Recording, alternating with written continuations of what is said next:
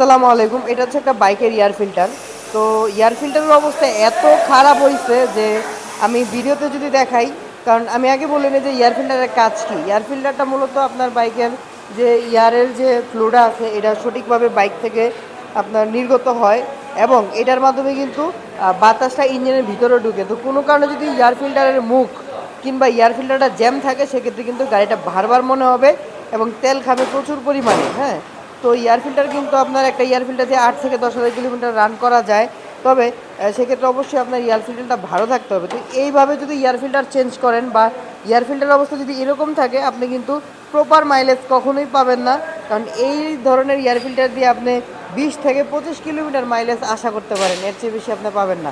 তো অবশ্যই air filter কিন্তু সঠিক সময় পরিবর্তন করতে হবে এবং ভালো মানের এয়ার ফিল্টার ব্যবহার করতে হবে বাইকের ভিতরে। তা না হলে কিন্তু আপনার বাইকে যতই কাজ করেন যত যাই করেন মাইলেজ কিন্তু পাবেন না।